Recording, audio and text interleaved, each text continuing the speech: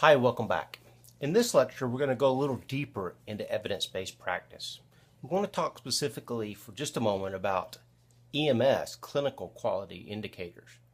When we look at evidence-based practice in EMS, there's not a lot that exists. There was an attempt by Brent Myers, the medical director in Wake EMS, along with a handful of other medical directors from across the nation, to actually design a set of evidence-based clinical indicators. So this is actually one of the articles you'll have for reading this week. So I'd like your input on that in the discussion thread.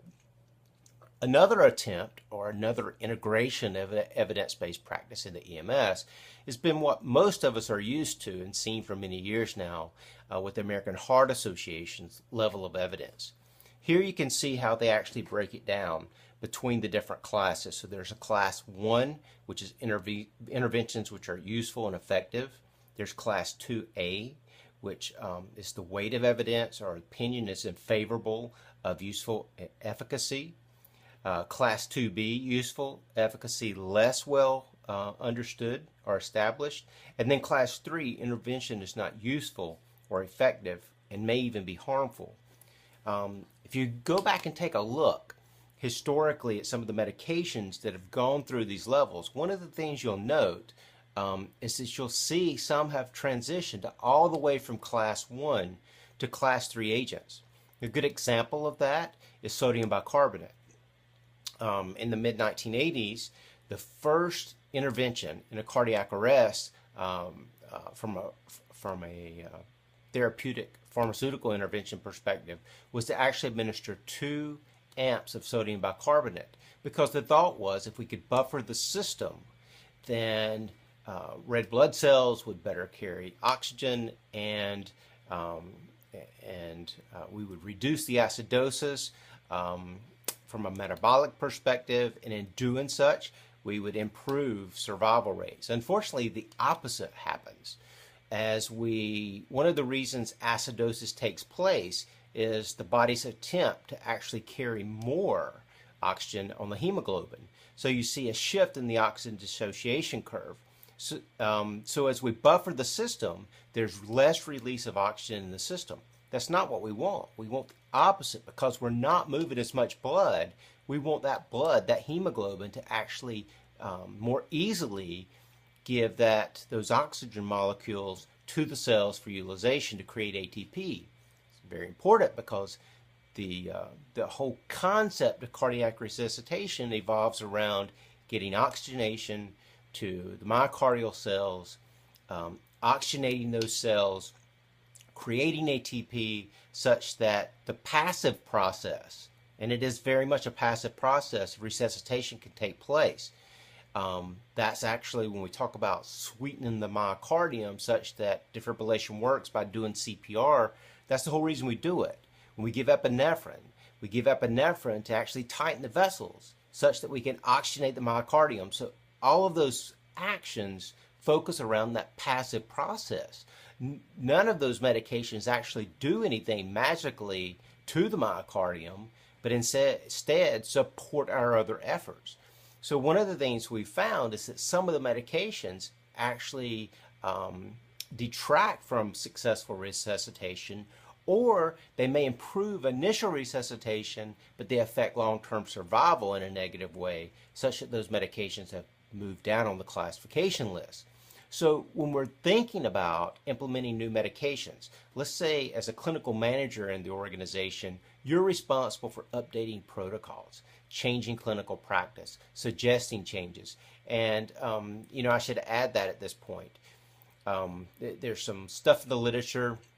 I'll actually try to point you to some papers this week that actually promote the concept that systems that have full-time medical directors magically have improved performance.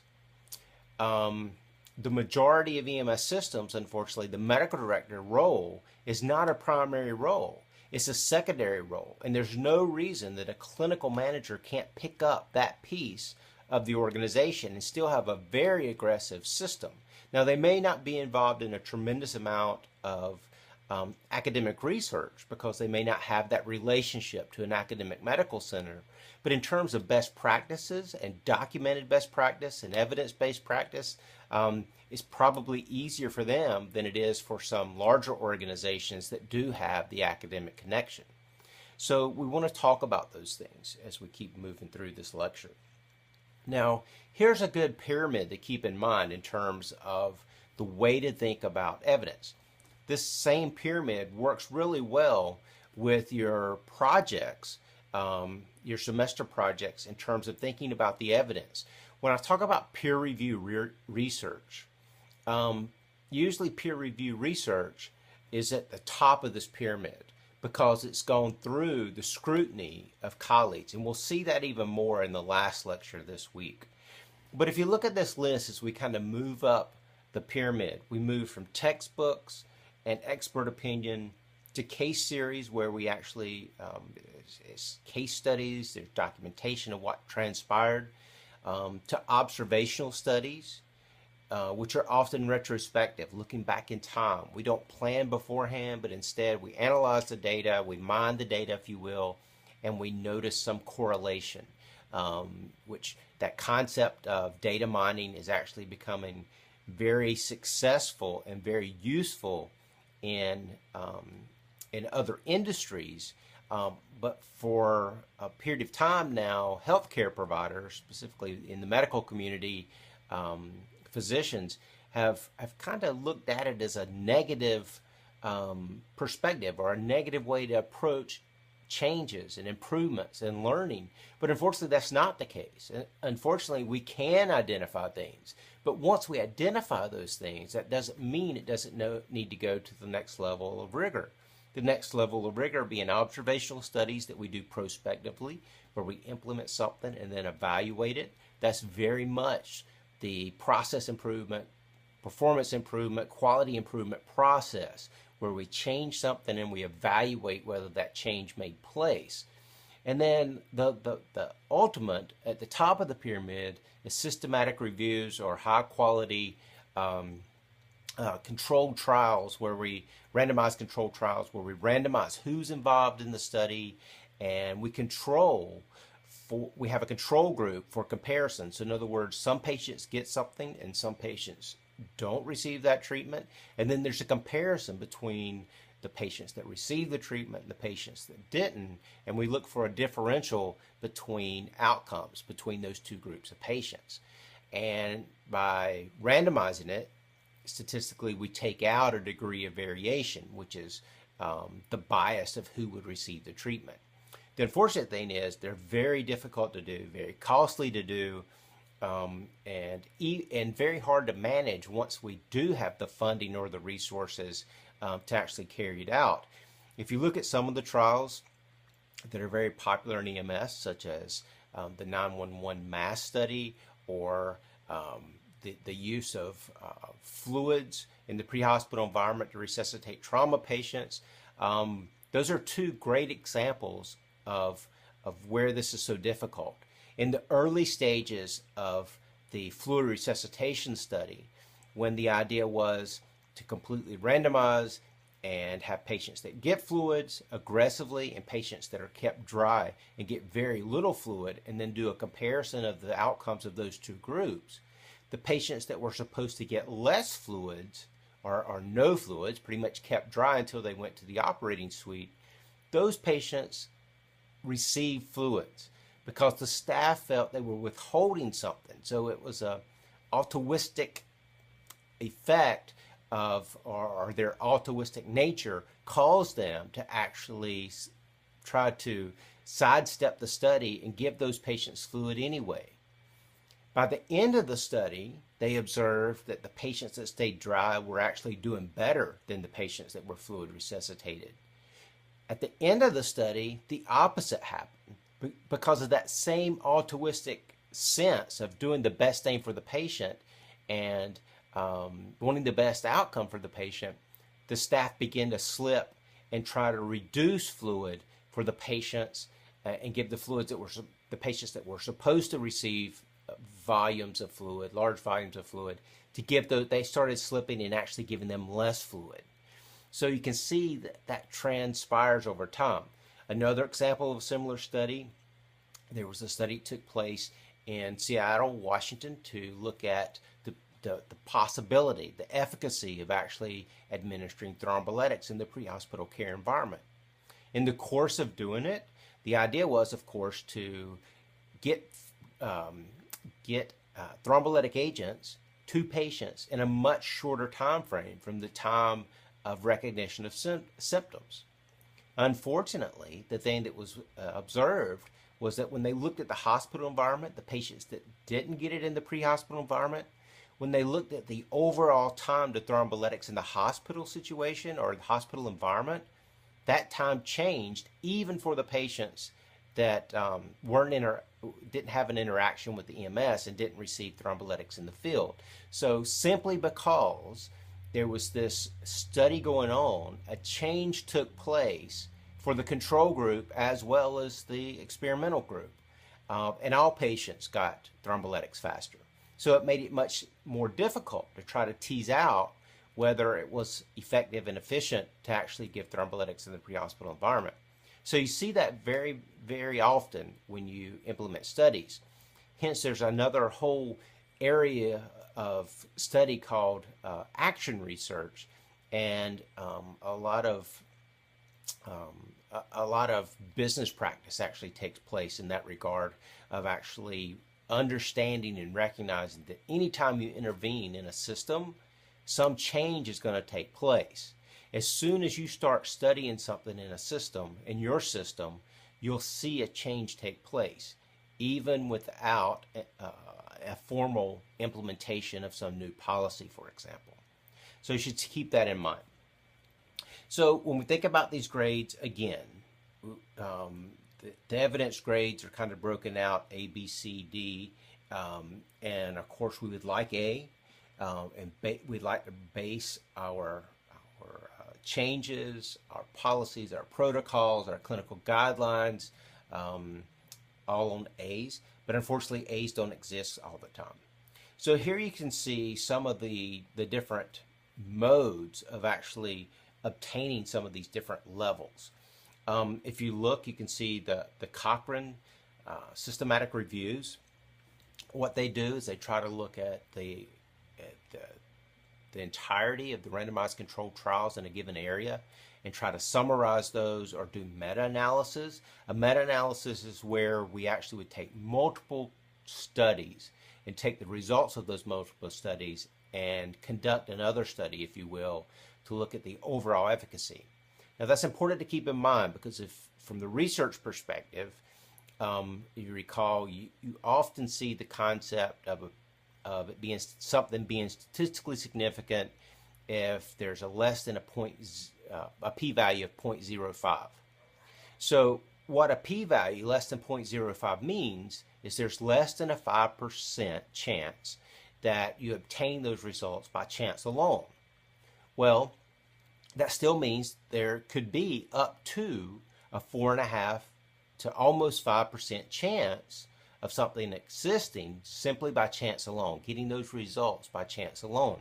By doing multiple studies, we can improve our understanding of whether something really made a change or not because we're looking at multiple studies. So if it was a fluke that we got a statistical significance because it was in that less than 5% that are going to turn out statistically significant even though there was no statistical significance or no true difference, then we should detect that if we do multiple studies. So that's the idea of a meta-analysis, is to look at multiple studies to try to improve the probability of us being correct in our assumption that things are truly different.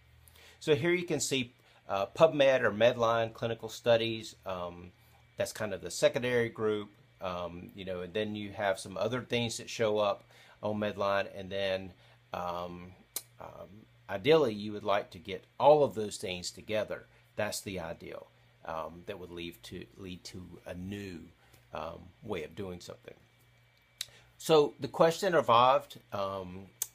Daniel Spate, who is Dan Spate's a physician in Arizona, who was very involved in the MS outcomes trial that I mentioned in an earlier lecture. he asked this question: will we ever be able to truly do evidence-based practice in EMS?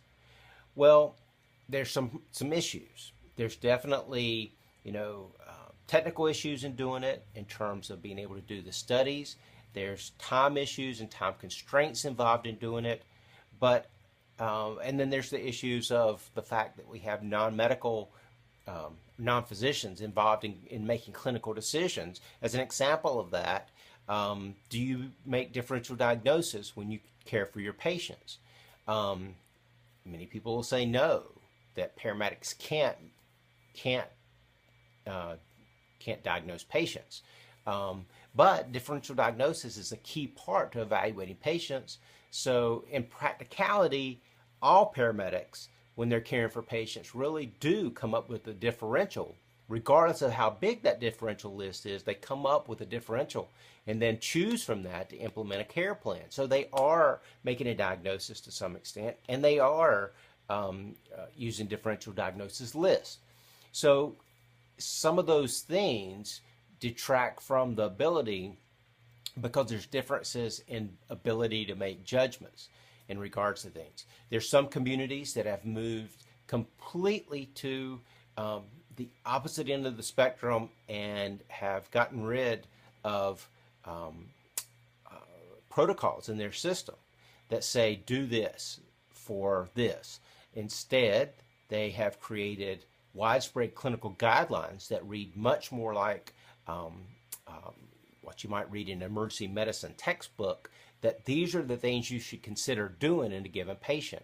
A good example of that is the Ministry of Health in British Columbia Ambulance Service. They've actually been moving now for a few years in that direction of completely ridding the system of protocols.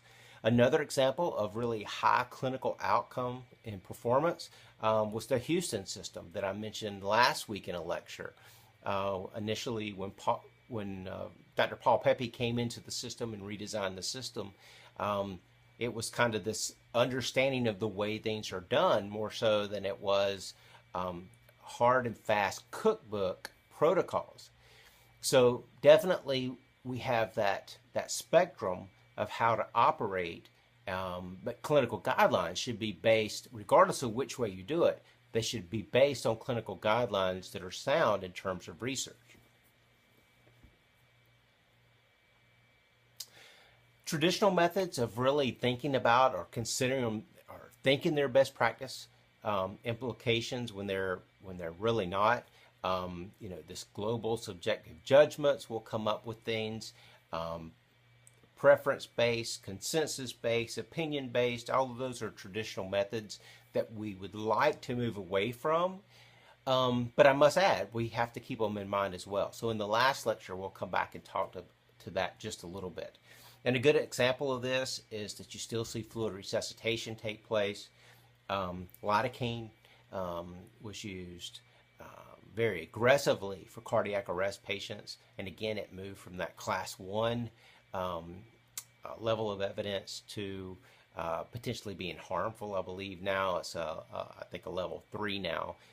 Occasionally it's given, but not as much as it was in days past. And Amiodarone came on the scene and kind of pushed it out of the way. Now we realize that any antiarrhythmic may be a negative thing, that perfusion may be more important. So you see those changes take place over time, and we need to figure out how to integrate those in. So in the 80s, we had some huge advancements towards moving more towards a evidence base, and part of that was simply the publication of more journals, more articles in relationship to evidence base. There were more clinical trials in emergency medicine and EMS published. In the late 90s, there was some acceptance of guidelines. And, if you look now, there's a continued interest in thinking about which set of guidelines is the best to use and how do we implement this and how do we make it widespread. So I'll stop there and we'll pick up in the next lecture talking more about how do we move forward and try to move toward a evidence-based practice system.